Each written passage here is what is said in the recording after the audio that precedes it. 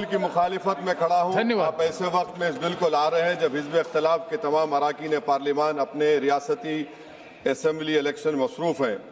ये हुकूमत पैगाम ये देना चाहती है कि अपनी वहशी अक्सरियत से कानून बनाएंगे। अगर ये 3 बिल कानून बन जाएंगे तो अपोजिशन की आवाज़ नहीं के बराबर इस ऐवान में हो जाएगी। और इस आईनी तरमीमी बिल को अगर आप हदबंदी बिल के साथ पढ़ेंगे तो आबादी की बुनियाद पर सीट दी जाएगी। जिसकी आबादी ज़्यादा होगी उनको ज़्यादा सीटें मिलेंगी, जिनकी कम होगी उनको कम मिलेगी। हदबंदी हर 10 साल बाद नहीं होगा सर, ना मरदमशुमारी की बुनियाद पर होगा, बल्कि हुकूमत फैसला करेगी कि हदबंदी होगी या नहीं। अगर होगा तो किस साल की मरदमशुमारी पर होगा। सर, मैं इलाका वारियत को नहीं मानता, ना उसको फ़रोग़ देता हूँ, मगर हमारी आइन की तमहीद में फ्रेटर्निटी का लफ्ज़ लिखा गया, भाईचारगी का। ये बहुत अहम है हमारे मुल्क की इत्तेहाद और सालमियत को मजबूत करने का। ये तीनों बिल इस फ्रेटर्निटी के बरक्स का पैगाम देते हैं और काम करेंगे। हकीकत ये होगा सर कि शुमाल हुकूमत करेगा जुनूब पर, शुमाल खर्चा करेगा और जुनूब इसको फराहम करेगा। जुनूबी रियासतें मुल्क की GDP में 30% का हिस्सा होता है उनका, और 21% मुल्क का टैक्स रेवेन्यू जुनूब से आता है। 2022-23 साल में 3.46 लाख करोड़ का उनका हिस्सा था और 19% आबादी है भारत में जुनूबी हिंदुस्तान की। जुनूब को गुड गवर्नेंस की सदा दी जा रही है। वजीर आजम कहते हैं कि जिसके बच्चे ज्यादा हैं, तो मगर ये तो झूठ था। मगर ये बिल अगर कानून बनेंगे तो सच हो जाएगा। सर, अगर आप 6 रियासतों को, बिहार, मध्य प्रदेश, यूपी, राजस्थान, गुजरात और हरियाणा को मिला ले, यहां पर सीट होंगी 392 और सिर्फ 34 सीट की जरूरत पड़ेगी हुकूमत बनाने के लिए। एक कॉन्फ्रेंस की माली इमदाद हुकूमत में की, उस कॉन्फ्रेंस में किसी ने उठकर कहा कि कैसे हम आईनी हिंदू राष्ट्र को हासिल करेंगे। अब पता चल रहा है कि गैर बीजेपी पार्टियों के नुमाइंदगी को डाइल्यूट करने से ही आप एक आईनी हिंदू राष्ट्र बनाना चाहते हैं, ताकि यूसीसी, लैंड जिहाद, हिंदी को लाजमी कर देना, बुलडोजर को आईनी तहफ़्फ़ुज़ देना। सर, डबल इंजन का सरकार, डबल इंजन सरकार क्या है? जादू, उसका जादू यह है कि इंजन शुमाल का होगा और ताकत जुनूब से आएगी। सर, नतीजा यह होगा कि जुनूबी हिंद के तमाम रियासतें अपनी आबादी बढ़ाने का काम शुरू कर देंगी। क्या यह मुल्क के लिए अच्छा होगा? तो तशवीशनाक होगा।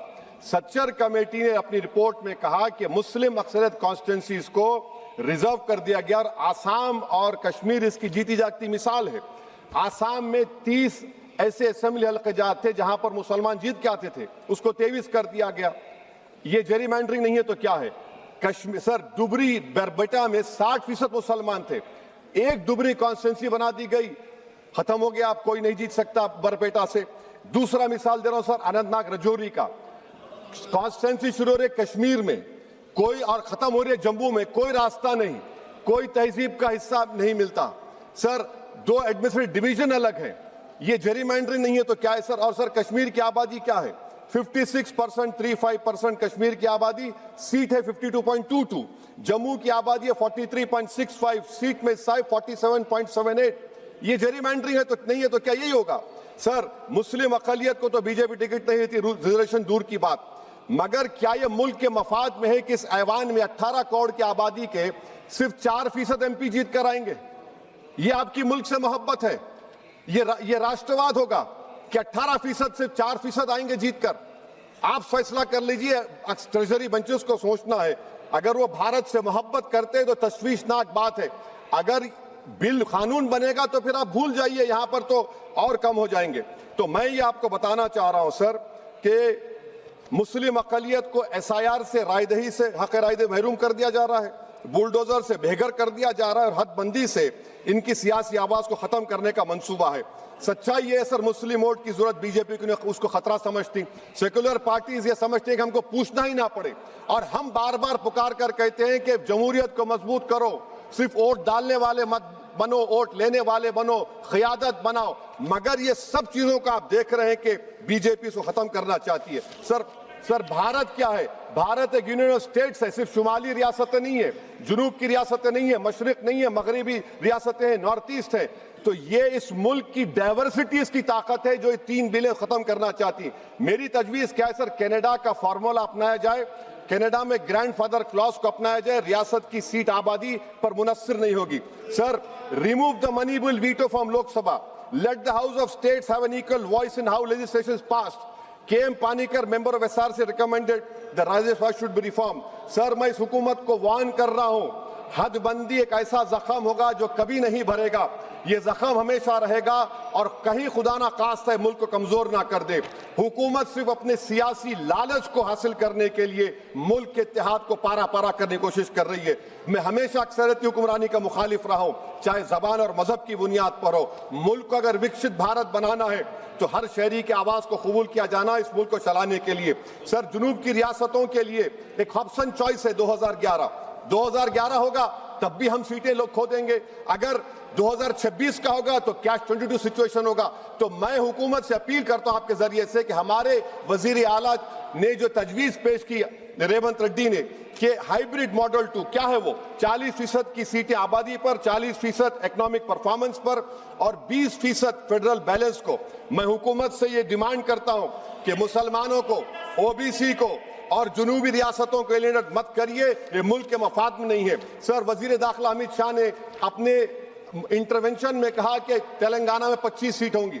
मैं हुकूमत से अपील कर रहा हूं, अगर आप वाकई में सच्चे हैं तो मैंने एक अमेंडमेंट मूव किया क्लॉज 3 बिल में कि I have given amendment provided nothing shall be done to affect the proportional representation enjoyed by each state as such proportion exist in the 17th house of people. आप support कर दीजिए उसको।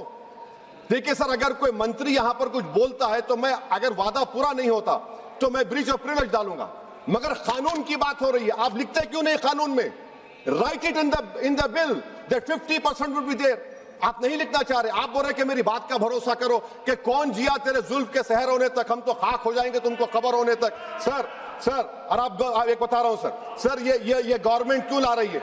ये इसलिए ला रही है कि, सुन लीजिए, the most important and effective step would be to bury and deep for all the talk of a federal structure of our country, constitution declare one country, one state, one legislature, one executive। ये किसने कहा? bunch of thoughts में mister गोलवाकर ने 1951 BGS का manifesto, conversion of the union of states into a unitary state।